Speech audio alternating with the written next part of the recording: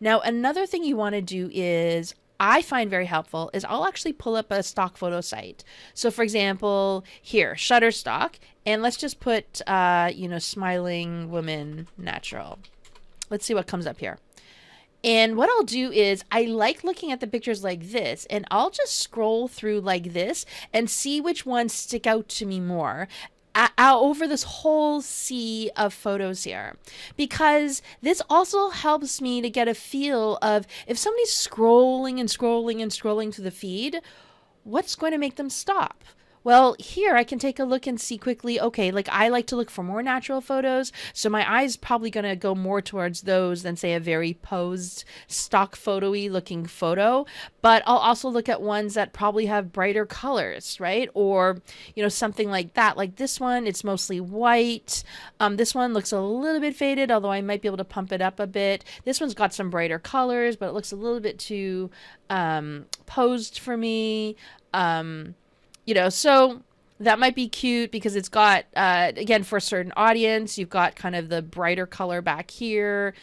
So it just, like I said, I will just start to go through here, and sometimes just scrolling through like this gives me a great idea. Like this one, for some reason, sticks out to me around these photos here. This one blends in too much because it's a little bit too faded, I think, just in terms of the treatment of the photo. So that's how I also take a look. Or this one here is interesting. Sometimes you want to choose pictures that just look like something's a little bit odd. So I'm not sure if I would use this exact one, but I sort of like the idea of how she's got a flower over her eye. So that's kind of odd. One photo I used for a while in a campaign was a picture of a banana, and it was the peel was blue instead of yellow, and that was actually running for a while, and that worked pretty well because again, it looked a bit odd, right? So sometimes that can work as well.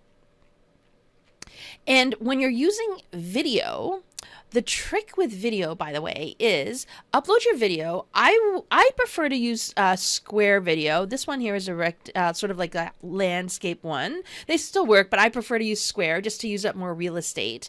Now, what you need to remember is Facebook, when it looks at a video, it will judge it by the thumbnail in terms of the 20% rule.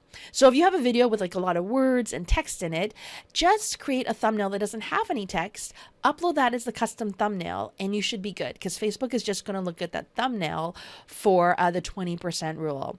And that's what I do to create, killer creatives.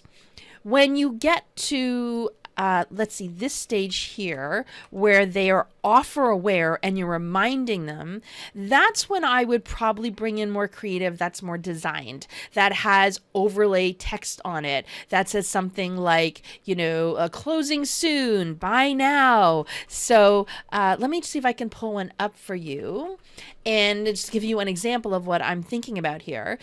Also, with the offer aware audience, you can often get away too with putting more of your own picture up there. So for example, if the course or the page or the product or something revolves around a celebrity or you or your client, I would more often use those types of images here where it's offer aware, because by then they're usually aware of who you are, they're aware of what you're offering. So you want to show as yourself talking to them in a video or yourself in a type of image. Okay? That makes more sense there as opposed to a totally cold audience. So let me give you an example of one with I'm going to pull up here the Facebook ads library. And like I said, we'll give you a link to this as well. So here's Amy Porterfield as an example, because I know she uses both. Here's one here. See, ready to catch the replay. It's a picture of her. It's got the overlay on it, not too much. It pops out a little bit.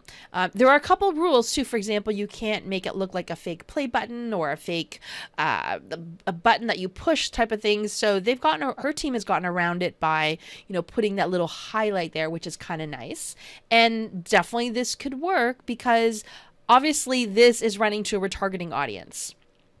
You see here, she's got some video here, I'm guessing probably running on stories because it's tall.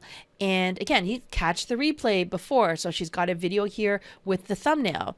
But here's another one that's more natural, right? So she's got a variety of here that they're testing probably. And again, here's some more, right? Again, here's the video, natural thumbnail, no text overlay, and here's this one again. So you don't need to have a big design team or to spend a lot of money on design or to get something up. Again, here's another one, right? This is clearly for Instagram because it says swipe up. So, and here's another one as well. So that again just has text on here. But you can see the whole variety, and it just gives you an idea. Here's again, this one's for Instagram. So, you can definitely test these out, like I said, but, just to get started, you use a stock photo.